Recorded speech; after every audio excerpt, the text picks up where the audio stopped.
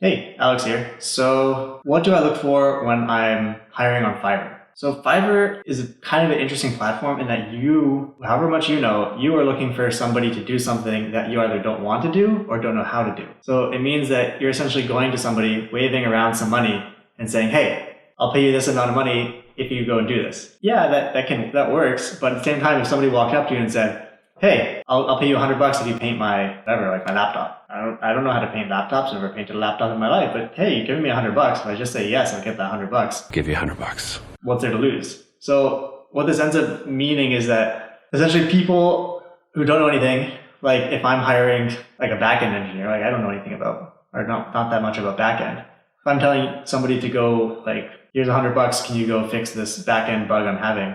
I'm probably not going to do very well. And I might not have found the right person. It doesn't really matter if they think they can do it because they don't even get the requirements a lot of times until you've already submitted. So if you talk to them ahead of time, then sometimes they'll say, hey, I can't do this. But if you just go onto Fiverr and you just say purchase order in that big green box, and then you put their requirements, now they're kind of stuck. Like, okay, you already paid. You gave them requirements that they don't think they can do, but they're going to try because they already got paid. And then they don't want to have to cancel the order and go through all of that. With Fiverr, it's a bit tricky to hire people that you don't know about, or you don't know the profession well enough to hire well. So some of the things that I look for when I'm hiring on Fiverr are, first of all, is this a good fit for Fiverr? If I don't know what I'm doing, it's going to be tough to go on Fiverr.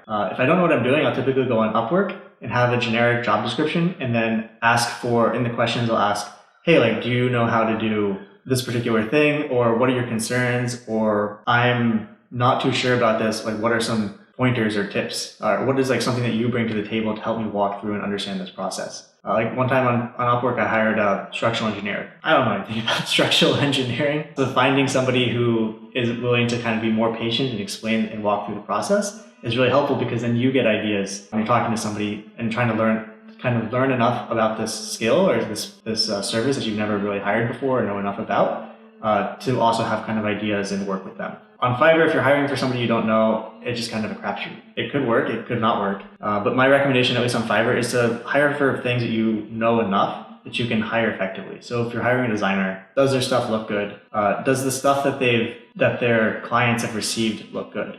So on Fiverr, you can actually see what the seller has produced. So in some of the reviews, you'll see that this is what was produced in that job. That's also important because some designers are exceptional. A lot of designers are exceptional on Fiverr, but they don't have enough time.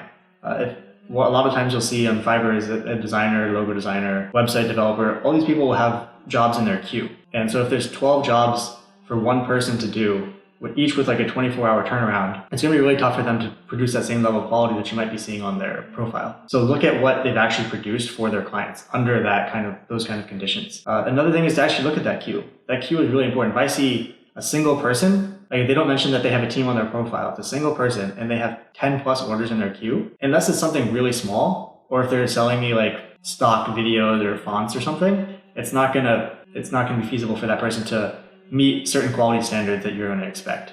Even if they're exceptional, it's not feasible for one person to do exceptional work under a 24-hour clock that Fiverr produces or provides to get that first deliverable, number one, and number two, to have potentially 12 clients at the same time talking to you, as well as new potential customers messaging you. There's all this kind of back-end stuff that's going on. And if somebody has a lot of those clients at the same time, it's going to be hard for them to do a good job for you. So seeing a lot of clients in the queue is a red flag. And also the reviews. I mean, reviews are typically very high on Fiverr, so it's tough to just look at, like, to filter people by reviews. Almost everyone is 4.5 plus, which is pretty good. So that's kind of table stakes. But when you look at the reviews, look at the number of reviews. Typically, if somebody has under 10 reviews, I won't work with them.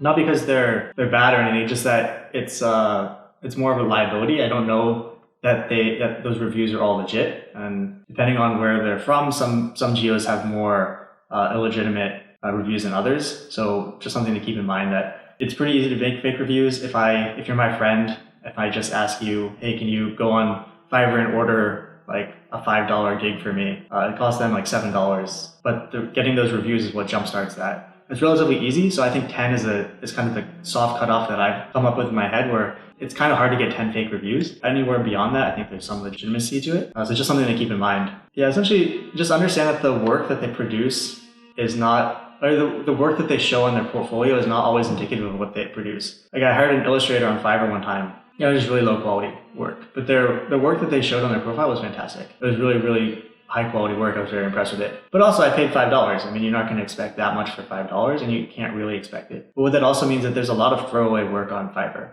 Like a lot of times I'll hire somebody for $5, $10, $15, and they'll give me something and I just can't use it. And do I want to go through all of those cycles again and again and again until they can finally make something that I want? Or do I just say, like, I'll just hire somebody else, or I'll just go on Upwork and wait the week that it normally takes to hire somebody who can do this? So just something to keep in mind that yes, you can get stuff done very cheaply, but if you actually want to use that in production, it might not make sense. Yeah, I probably have like less than 50% use rate, like on Fiverr. I've gotten so many things done that I didn't even want to mess with it. It's not worth it. Not to say that doesn't happen on Upwork, but just with Fiverr, it's a bit harder to work with the people because of how like the deliverable cycle works. But I'll go into the timing on Fiverr a bit later.